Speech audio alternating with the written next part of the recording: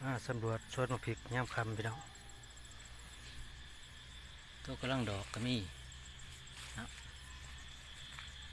ใบก็จะกูดนิดนึงเท่าที่มากแล้วมี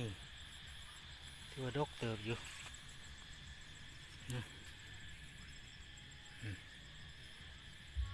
ทีนี้เป็นมะพริกขาว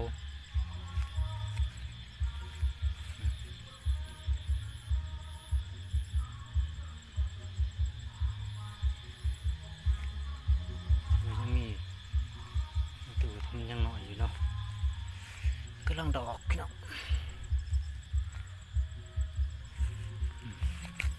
ต้นหมากดกก็มีตัวนี้เนี่ยพันหน่อยอยู่ตัวดกเนาะจากพันยังแล้วตัวนี้เพราะว่าตัวนี้หันได้อาจจะใส่เจียนเพิ่นเด็ดใบเพิ่นจะน้อยพุ่นเนาะยังเล็กน้อยมีตัวนี้ต้นที่เราสูงได้ใจอยู่กำลังดอกพี่น้องเอามะเขือ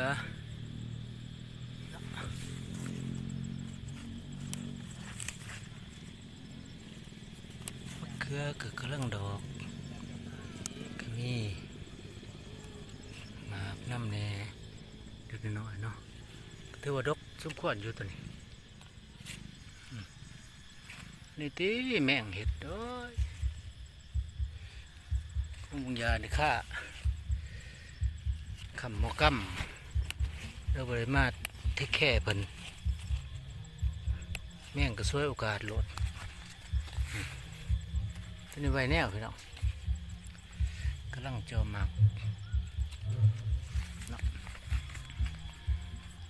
นี่แท้ต้นใดสัมประมาณนี้แล้วก็เขาก็ไม่ใบมันหลดเนาะสู้ใบลุมๆนี่ไม่ประโยชน์ดอกได้กินหมดพอดีมันหยาดไปกินไปซื้อลอกรถเนาะ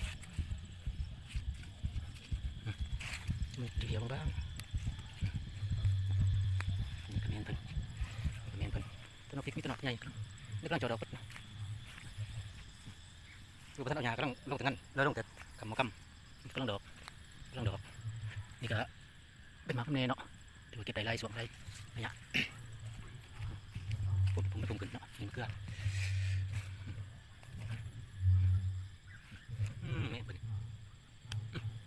นี่มะเขือเนี่ยมะเขือหน่อยเขือขาวตัวนี้แนวขาวเขือพอลุกๆตัวนี้เป็นมะพริก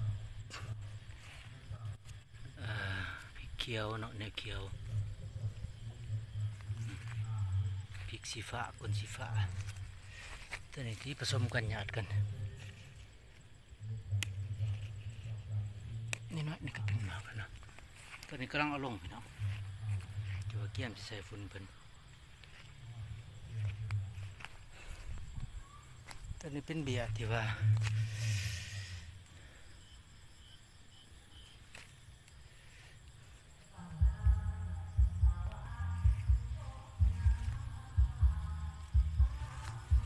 วัวพอได้เด็ดพี่น้องเนาะกุ้งพริก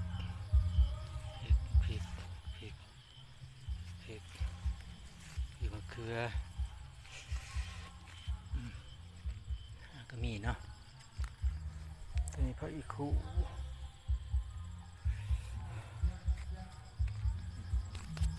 มาใส่นี่เนาะแกสมควรอยู่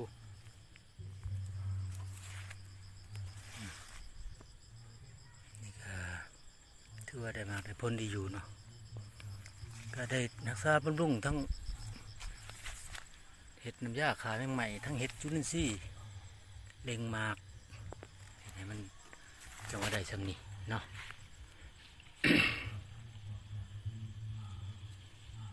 ทั้งดอกทั้งหมากเนี่ยนี่ก็มะกึกขึ้นเนาะ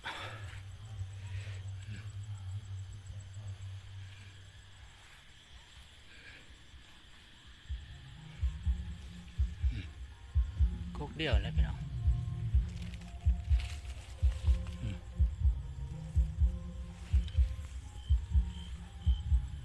เกือกกำลังดอก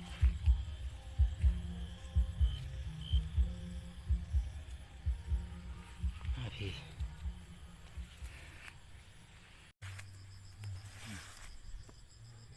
นี่ก็ถือว่าได้มากได้ผลดีอยู่เนาะก็ได้รักษาบำรุงทั้งเห็ดน้ำยาขาแมงใหม่ทั้งเห็ดจุลินทรีย์เล็งมากให้มันจังหวะได้สักนี้เนาะ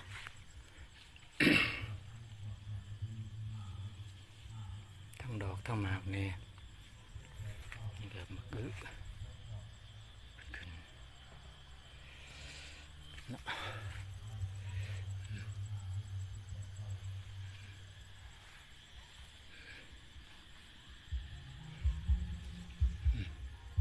กกเดียวเลยพี่น้อง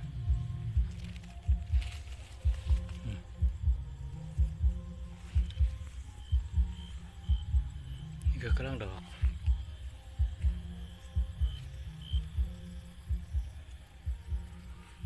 พี่อันนี้ก็กำลังโชว์ดอกนี่หมากนี่ดอกนี่เนาะมาเจนนี่ก็จะคกหน่อยหนึ่งตัวนี้ก็มันงามไปได้เพราะมันไก่ป่าเนาะ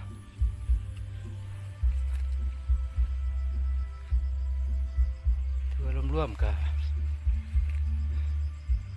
หมากคนเติบอยู่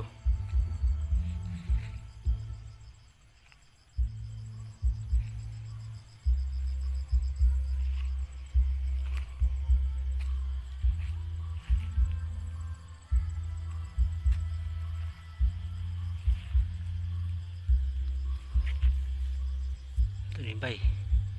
อิดกินกาแฟพี่น้องแซ่บแท้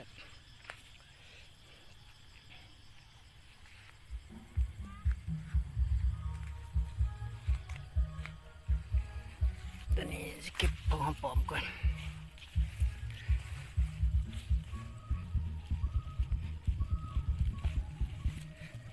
เดี๋ยวงามดู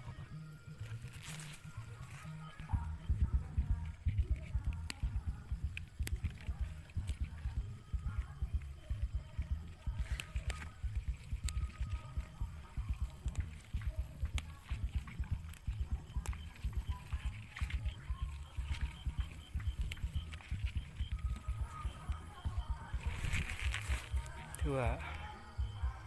ผู้ละส่วน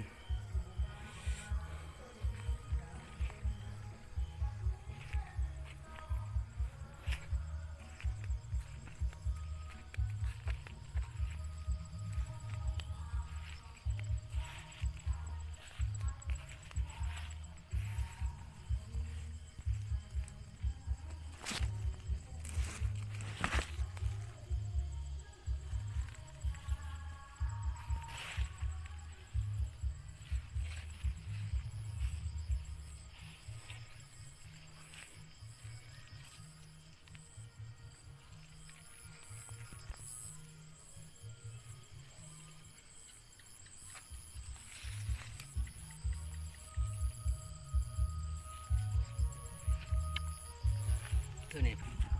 แค่คุ้มแค่ส่วนเนาะข้างนึงนี่มันขนาดนี้เลยตัวนี้ก็เกือบสะเบิดนั่นคือ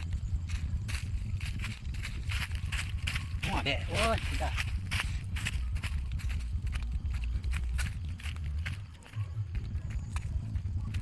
ตัวนี้ก็กิก้าเนี่ยข้างกิก้าเห็ดไฟเริ่มเกิดแล้ว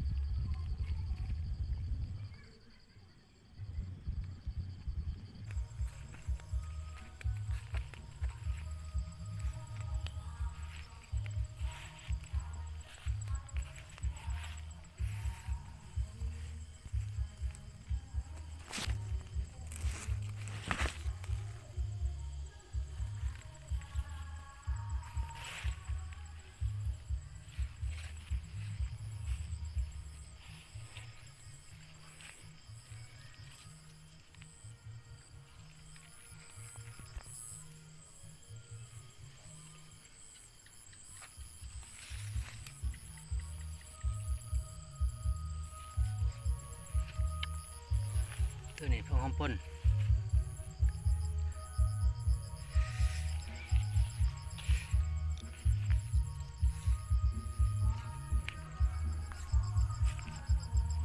นี่ก็แมนเป็น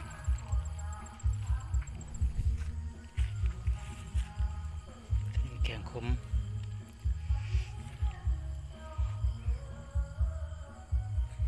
ถ้าแคมส่วนเนาะข้างหนึ่งที่มือทั้งนั้นนี่เป็นยังไงตัวนี้ก็เครื่องเซิร์ฟเวอร์กำลังขึ้น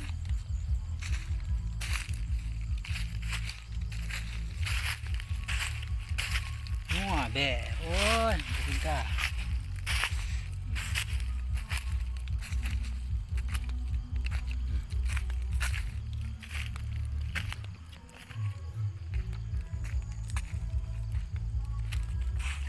ตัวนี้ก็พากิก้าพี่น้องข้างพากิก้าเฮ็ดไฟโดนเติบแล้ว